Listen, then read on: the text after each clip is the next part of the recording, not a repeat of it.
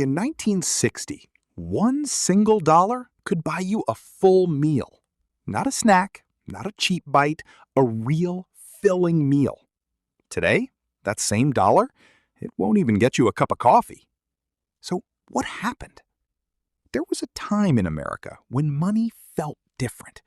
It wasn't just about numbers. It was about what those numbers could actually do for your life. A single income could support a family. Groceries didn't feel like a burden.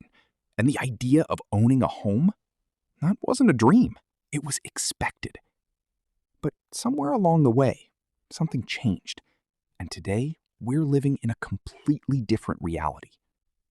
Let's go back and take a closer look. Back in 1960, walking into a grocery store felt simple. A loaf of bread cost around 20 cents. A gallon of milk, around 30 cents. A dozen eggs, about 55 cents. And meat, something that today feels expensive, was a regular part of the weekly shopping. With just $1, you could walk out with multiple essentials. You didn't have to think twice. You didn't have to calculate every item in your head. There was no quiet anxiety at the checkout counter. Food wasn't just affordable, it was dependable. Families sat together at the dinner table. Meals were home-cooked, consistent, and shared. Today, that same grocery trip feels completely different. Prices have multiplied many times over. What once cost a few coins now takes a significant portion of a paycheck. And it's not just about the numbers. It's about the feeling, that subtle pressure, that constant awareness of cost, something that simply didn't exist in the same way back then. Let's talk about gas. In 1960, gas was about 25 cents per gallon. Yes, 25 cents. You could fill your tank without even thinking about it. Driving wasn't a luxury. It wasn't something you had to plan carefully. It was just part of everyday life. Road trips were common. Weekend drives were normal. There was a sense of freedom attached to mobility. Now, compare that to today. Gas prices fluctuate constantly, often sitting at levels that make people hesitate before even starting the car. A simple drive can feel like a financial decision. And that freedom? It feels limited. But perhaps the biggest difference is housing.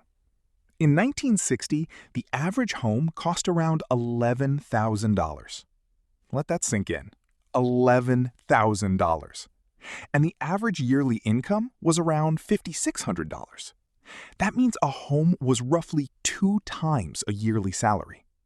Today, in many places, a home costs 6, 8, even 10 times the average income.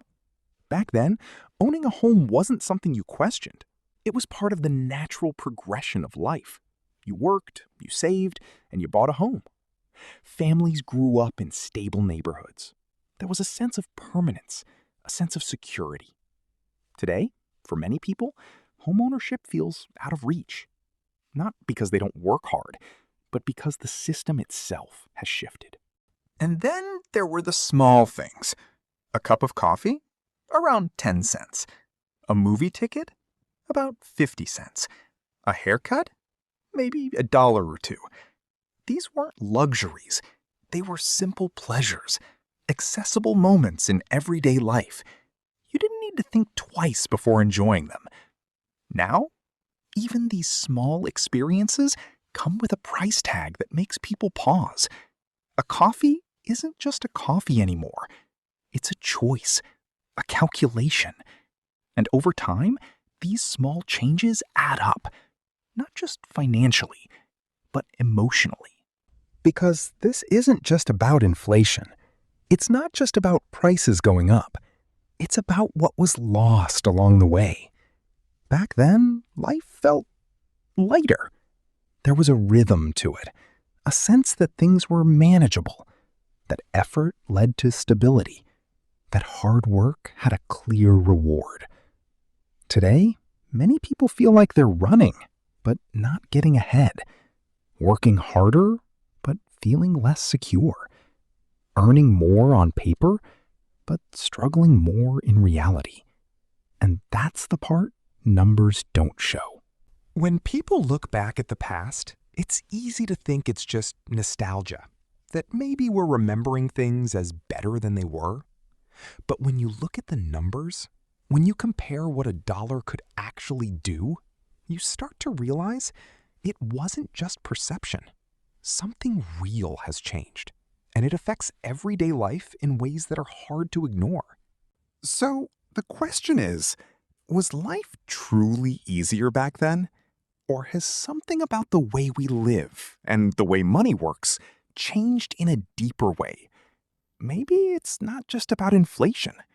Maybe it's about priorities, about systems, about how life itself has evolved.